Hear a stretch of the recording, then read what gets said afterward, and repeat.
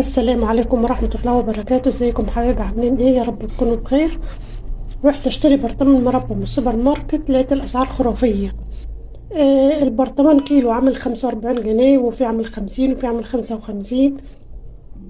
طب وليه الحاجة الغالية اللي نقدر نوفر فيها ونعملها في البيت بطريقة سهلة وتنجح معانا، ما نعملها ونوفر احسن.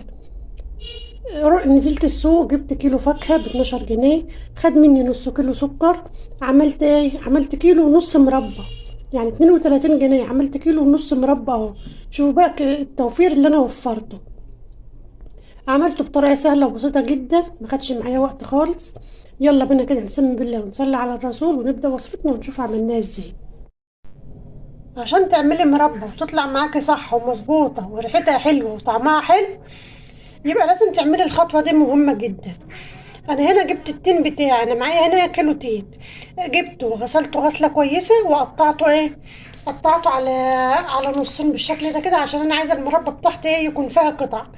انت عايزاها تكون ناعمه يعني كده، قطعها على 4 ارباع. تمام. عايزه يبقى فيها قطع زي قطع التنية على 2.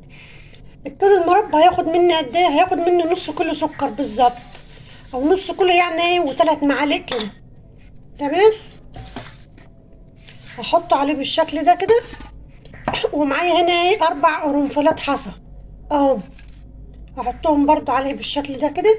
مش بتحب القرنفل تقدر تحط عود قرفة، مش بتحب لا ده ولا ده، مش عايزه تحطي خلاص براحتك. بس هي عموما القرفة او القرنفل بتدي للمربى ريحه حلوه كده وجميله. تمام. هقلب بقى كل ده كده بالشكل ده كده. انا ليه بقول لك الخطوه دي مهمه جدا؟ لان انا هقلب السكر وهدخلها التلاجة، مش هعملها في يومها، هسيبها منقوعة في السكر كده وهدخلها التلاجة لحد تاني يوم بالشكل ده كده اهو. تجيب بقى ميتها وتشرب السكر كله، ولما احطها على النار ما تاخدش معايا وقت وتستوي معايا كويس بالشكل ده كده اهو. وهدخلها التلاجة لتاني يوم. قلبت السكر بقى وغلفتها كلها بالسكر بالشكل ده كده اهو، زي ما انتوا شايفين اهو. هدخلها بقى التلاجة لتاني يوم زي ما قلت لكم. شايفين بقى التين بعد ما نقعته في السكر ليلة كاملة في التلاجة؟ بصوا هو جاب ميته ازاي، وميته بقت كتيرة. الخطوة دي بتفرق على فكرة في المربى. لما باجي احطها بقى على النار، المربى بتنشفش منك بسرعة، بتبقى طالعة طرية كده وحلوة، ما هياش ناشفة، والسكر مجمد فيها. كمان الفاكهة بتطرى، السكر بيطر الفاكهة معايا وبيخليها ما تاخدش وقت منك على النار، وبتطلع تسويتها مظبوطة زي ما انتوا شايفين بالشكل ده كده اهو. هحطها بقى على النار. وكمان كمية الفاكهة بترمي معاك مربى حلوة لما بتنقعيها وتجيب ميتها بالشكل ده كده. انما لما بتكون بقى حطيت عليها السكر وحطيتها على النار على طول، زي ما قلت لك كده، بتلاقي السوائل اللي فيها اتبخرت بسرعة وكميتها بقت قليلة وبتنشف منك. انا كده رفعتها على النار اهو.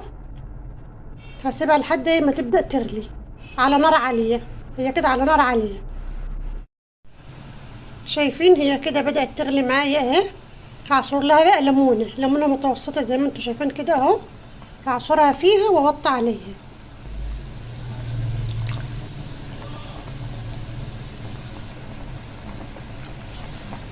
الليمونة بتبقى مادة حافظة للمربى، بتخليها تقعد معاكي من السنة للسنة، ما بيجرالهاش اي حاجة.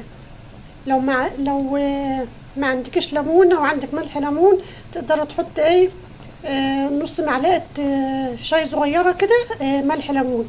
بس خدي بالك ان فيه ملح ليمون للمنظفات، وفيه ملح ليمون عند العطار اللي بيتحط للاكل.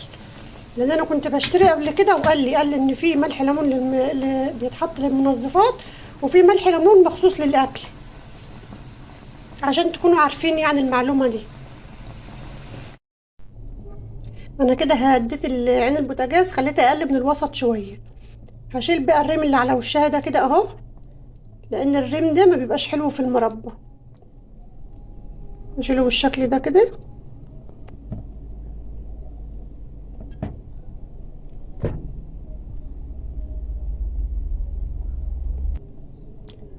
شلت الريم اللي كان على وشها كله، شلت الريم اللي كان على وشها كله ومسحت حروف الحل عشان المربى متسكرش مني. هسيبها بقى مش هاجي ناحيتها الا بعد 10 دقايق. هبدا اقلبها عشان خاطر ايه المربى ما تشطش مني والسكر يتحرق من تحت. هبدا بقى اقلبها بعد 10 دقايق، وكل شويه بقى ايه اقلب فيها عشان خاطر بقى ايه بعد ما تعدي 10 دقايق عليها لازم بقى كل شويه اقلب فيها عشان السكر ما يتحرقش زي ما قلت لكم. شايفين بقى موضوع النقع في السكر زي ما قلت لكم. بصوا شايفين الميه بتاعتها بسم الله ما شاء الله عامله ازاي اهي وما نشفتش ازاي. هو ده بقى اللي انا بقول لكم عليه.